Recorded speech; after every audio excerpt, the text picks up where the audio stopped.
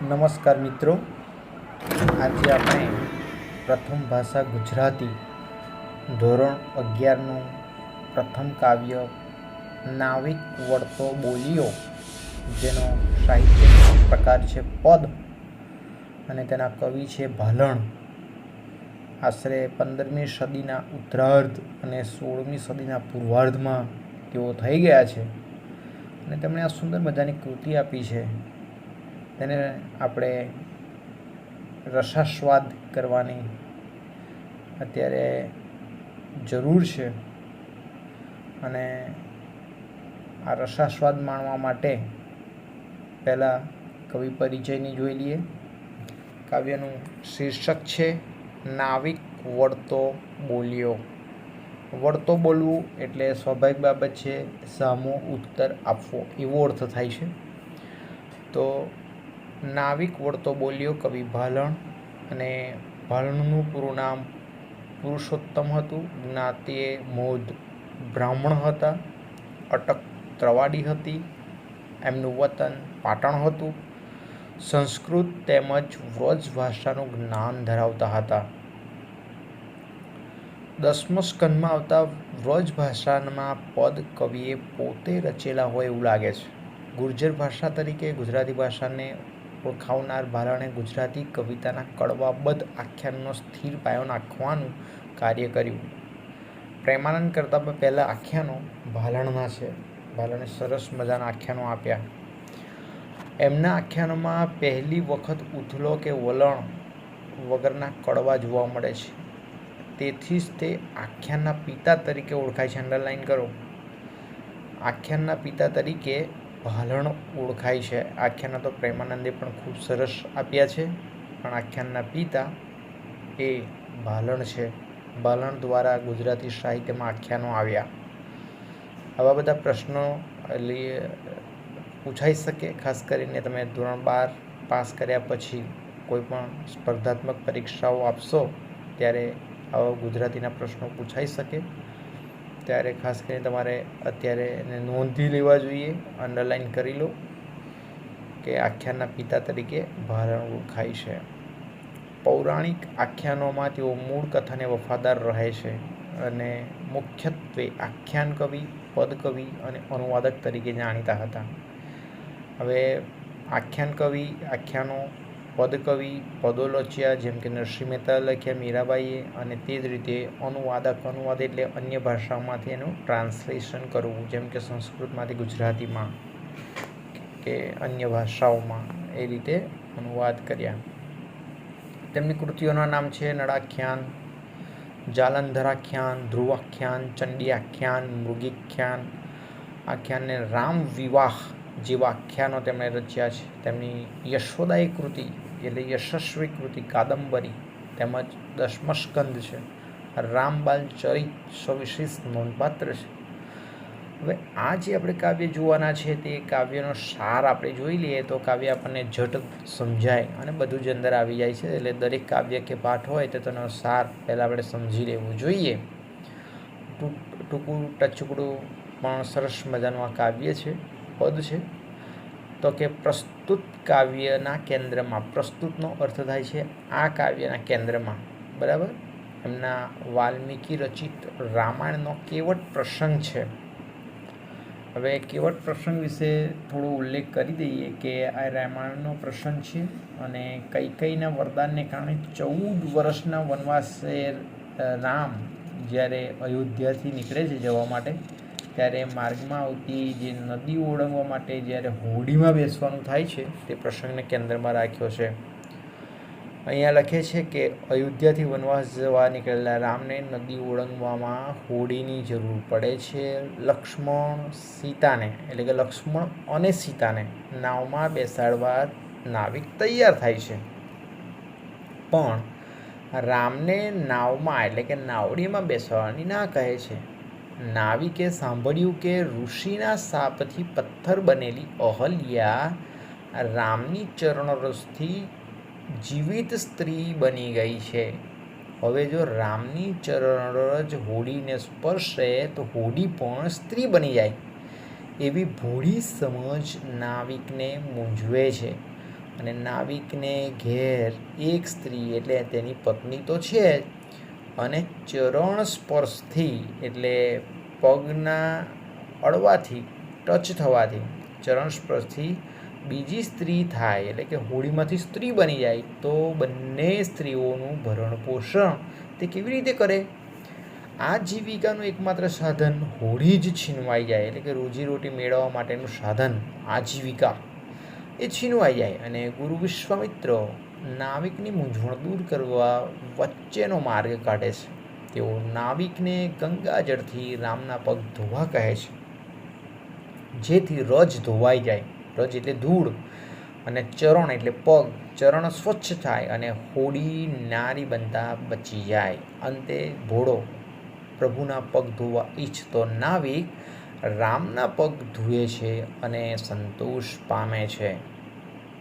મૂંઝાતા નાવિકનું ભોર પણ પરોક્ષ રીતે શ્રી રામના ચરણ ધોવાની હોશિયારી અને મધ્યસ્થી તરીકે વચલો માર્ગ કાઢનાર વિશ્વામિત્રની કુનેહ એટલે આવડત અને સર્વજ્ઞ એટલે બધું જ જાણનાર શ્રી રામનું માર્મિક હાસ્ય આખ્યાન ખંડને રસપ્રદ બનાવે છે. આ ખૂબ જ સુંદર મજાની કૃતિ છે.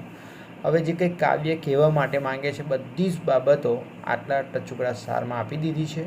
આ તમને ખૂબ જ જરૂરી થઈ પડશે.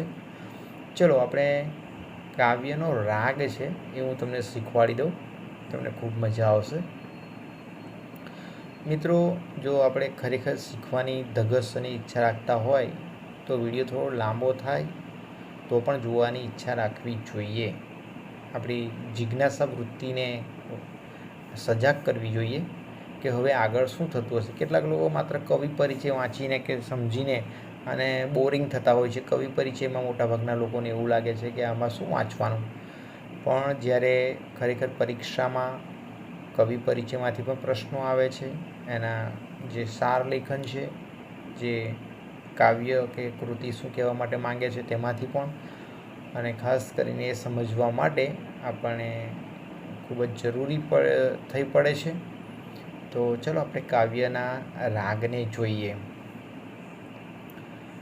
નાવિક વળતો બોલ્યો, સાંભળો મારા સ્વામ, સાથ સહુ કે નાવે બેસો, નહીં બેસારું રામ.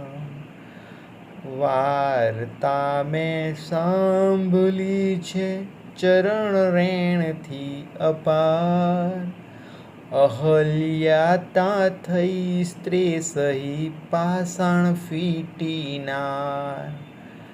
આજીવિકા મારી એહ છે જુઓ મન વિવેક, સ્ત્રી થાતા વાર ન લાગે કાષ્ઠ પાષાણ એક. આજીવિકા ભાગે મારી આગે એક સ્ત્રી છે ઘેર, બે મળીને શું જમે હું સી કરું ત્યાં પેર. હસી વિશ્વામિત્ર બોલ્યા, ચરણ રેણ સ્ત્રી થાય, તે માટે ગંગા જળ લઈને પખાલો હરી પાય. હસીને હરી હેઠા બેઠા રામ અશરણ શરણ, નાવિકે ગંગા જળ લઈને પખાલિયા ત્યાં ચરણ. તો ત્યાં કાવ્ય પૂર્ણ થાય છે. ભાલણના પદોમાંથી આ સુંદર મજાનું કાવ્ય લેવામાં આવ્યું છે પદ. તો આપણે પહેલાં સમજ્યા તે પ્રમાણે જ છે કે નાવિક વળતો બોલ્યો, સાંભળો મારા સ્વામ. નાવિક વળતો જવાબ આપે છે એટલે કે પ્રત્યુત્તર, અને બોલ્યો અને કહે છે કે સાંભળો. એ તળપદી ભાષાનો શબ્દ પ્રયોગ કર્યો છે. મધ્યકાલીન યુગમાં જે શબ્દો વપરાતા હતા તે પ્રમાણે મારા સ્વામ, સ્વામી તમે સાંભળો. સ્વામીનો અર્થ થાય છે આમ તો નાથ, પણ અહીંયા રામ એવો અર્થ લેવાનો છે. સાથ સહુ કે ના આવે બેસો, નહીં બેસાડું રામ. સાથ સહુ કે એટલે બધા બેસો રામની સાથે. લક્ષ્મણ અને સીતા પણ વનવાસ જતા હતા તો તેમને પણ બેસવાની મંજૂરી આપીને બીજા અન્ય લોકોને પણ બેસવા માટે કીધું. પણ નાવિક એમ કહે છે કે નહીં બેસાડું રામ, હું રામને મારી હોડીમાં નાવડીમાં બેસાડીશ નહીં. કેમ નથી બેસાડતો? તો સ્પષ્ટીકરણ કરે છે કે વાર્તા મેં સાંભળી છે, યાની કે સાંભળી છે, ચરણ રેણથી અપાર. ચરણ રેણ એટલે પગની ધૂળથી, અપાર એટલે પાર ન પામી શકાય તેવું.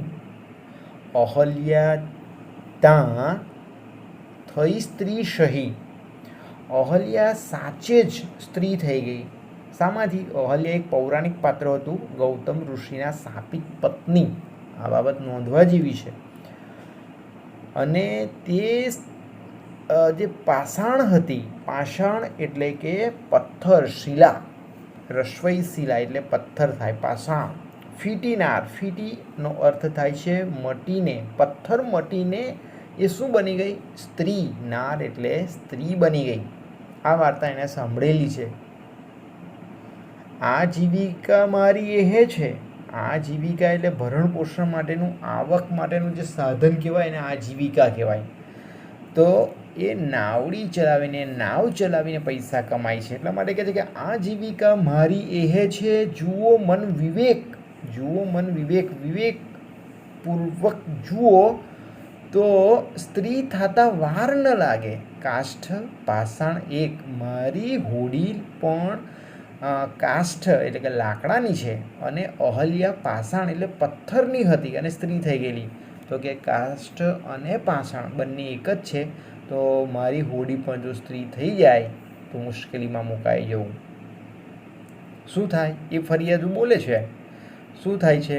તો કહે છે, તમે જુઓ કે આજીવિકા ભાગે મારી, મારી તો આજીવિકા છીનવાઈ જાય, આજીવિકા છીનવાઈ જાય. આગે એક સ્ત્રી ઘેર એટલે આગળ, કારણ કે પરણેલો છે એટલે એક સ્ત્રી એની પોતાની પત્ની ઘરે છે. અને એટલા માટે એક સાહજિક રીતે એ બોલે પણ છે કે બે મળીને શું જમે? બે ભેગી થાય, એક તો ઘરે છે જ ને બીજી તો શું જમે? હું શી કરું ત્યાં પેર એટલે તજવીજ એટલે કે એની વ્યવસ્થા, બરાબર, જે પેરવી કહેવાય. હું એની શું વ્યવસ્થા કરી શકું? હસીને વિશ્વામિત્ર બોલ્યા. વિશ્વામિત્ર ઋષિ છે. વિશ્વામિત્ર એક ઋષિ, અને કોના ગુરુ હતા ખબર છે? રામના ગુરુ. એટલે એ બોલે છે. હસીને વિશ્વામિત્ર બોલ્યા, ચરણ રેણે સ્ત્રી થાય. ચરણ રેણ એટલે પગની રજથી એ સ્ત્રી થાય, પગની જે ધૂળ છે ને તેનાથી. તો એમણે રસ્તો કાઢ્યો, સમજાવ્યા આને કે ભાઈ તે માટે ગંગાજળ લઈને પખાલો હરીપાય. ગંગાજળ તો તમને ખબર છે, ખાસ કરીને ખૂબ જ મૂલ્યવાન પાણી તરીકે આપણે ગંગા નદીના પાણીને લોકો માને છે. કે કેટલાક લોકો ખાસ કરીને છેલ્લી અવસ્થામાં હોય ત્યારે પણ તેના મોઢાની અંદર ગંગાજળ મૂકવામાં આવે છે. પછી લોકો ગંગાજળમાં સ્નાન કરીને પોતાના પાપને દૂર કરે છે. રામ તેરી ગંગા મેલી હો ગઈ, પાપીઓ કા પાપ ધોતે ધોતે, એવું એક ગીત પણ છે. એટલે અહીંયા ગંગાજળથી પખાળવાની, પખાલો હરીપાય, પાય એટલે પગ, ચરણ, અને પખાલો એટલે પાણીથી ધુઓ, પલાળો. એટલે પાણીથી ધુએ એટલે જે પગમાં જે રજ હોય, જે ધૂળ હોય એ ધોવાઈ જાય. એટલા માટે કહે છે કે પખાલો હરીપાય. અને આ માર્ગ વિશ્વામિત્ર ઋષિ બતાવે છે અને કહે છે હસીને હરી હેઠા બેઠા. કેટલો સરસ પ્રાસ છે અહીંયા, વર્ણાનુપ્રાસ, અલંકાર, અને બહુ સરસ મજાના પ્રાસ સાથે કહે છે કે હસીને હરી હેઠા બેઠા. હેઠા એટલે નીચે બેઠા, ભગવાન રામ. અશરણ શરણો, શરણો એટલે નિરાધારના આધાર, ભગવાન રામ, એમના વિશેની વાત છે. અને નાવિકે ગંગાજળ લઈને પખાલિયા ત્યાં એટલે કે ત્યાં ચરણો, તેમના ચરણો એટલે પગ ધોયા. એટલે અહીંયા આગળ આટલી બાબતમાં શું બતાવવા માટે માંગે છે ખબર છે? કે ખરેખર તો આ નાવિકને ભગવાન રામના ચરણ રજના ધોવાની એક તક હતી, એટલા માટે એ તકને જતી કરવા માંગતો હતો ન હતો. એટલે એણે આ એક બહાનું કાઢ્યું કે હું તમને નહીં બેસાડું, અને ના બેસવાની વાત થઈ એટલે પગ ધોવા મળ્યા એમને. એટલે વિચાર કરો કે આ પગ ધોવાની ક્રિયા એને આ ભલે ગામડાનો અબૂધ કે ઓછું ભણેલો નાગરિક હોઈ શકે, પણ તેની હોશિયારી તમે જોઈ શકો છો કે એ રીતે એ રામના પગને ધુએ છે અને પોતાની ઈચ્છા પૂરી કરીને સંતોષ પામે છે. આમ અહીંયા એક સામાન્ય નાગરિક કેવી હોશિયારી વાપરે છે એની વાત છે. અને ગુરુ વિશ્વામિત્રની કુણે તમે જુઓ કે આ બે વચ્ચે આ બાબતની જે મૂંઝવણ હતી એ મૂંઝવણને તેઓ દૂર કરે છે. અને શ્રી રામ માટે છેલ્લી પંક્તિઓમાં કીધું છે તે હસીને હરી હેઠા બેઠા, એટલે હરિ એટલે ઈશ્વર, વિભુ ભગવાનની વાત છે, અને હેઠા એટલે નીચે બેસા. એનું માર્મિક હાસ્ય પણ તમે જુઓ કે આ ભોળા ભક્તને રામ ઓળખી જાય છે. તો ખરેખર અહીંયા આગળ ખૂબ જ સુંદર મજાની આ કૃતિ છે. અને ખરેખર તો અહીંયા ભક્તિભાવ જોવા મળે છે કે નાવિક આ રીતે રામના દર્શન કરીને તો તૃપ્ત થયો જ છે, પણ તેના પગને પાઈને ચરણને ધોઈને એ ખરેખર ભગવાનના ચરણ ધોવાનો લાભ લેવા માટે ઈચ્છે છે. તો મિત્રો, આ ખૂબ જ સુંદર મજાની કૃતિ છે. આ યાદ રાખવામાં પણ ખૂબ સરળ છે, એને ખરેખર વારંવાર વાંચવી જોઈએ, સમજવી જોઈએ. અને જો તમને સારી લાગે તો તમારા અન્ય મિત્રોને પણ શેર કરો. અને હજુ સુધી તમે આ ચેનલને જો સબસ્ક્રાઈબ ન કરી હોય તો એ સબસ્ક્રાઈબ કરવાનું બિલકુલ ભૂલશો નહીં, કારણ કે તમને તમામ પ્રકારની સાહિત્યિક બાબત તો ખરી જ, પણ સાથે સાથે જે નવી અપડેટ હોય છે એજ્યુકેશન અને ટેકનોલોજીની બાબત, ચેનલના નામ પ્રમાણે એજ્યુકેશન એન્ડ ટેકનોલોજી, અને સાથે સાથે નોકરીમાં આવનારી જે તકો છે નોકરી બાબતની, એના પણ આપણે વિડીયો યુટ્યુબ દ્વારા મોકલીએ છીએ. તો જો તમે હજુ સુધી સબસ્ક્રાઈબ ન કરી હોય તો સબસ્ક્રાઈબ કરી લેશો. Okay, thank you.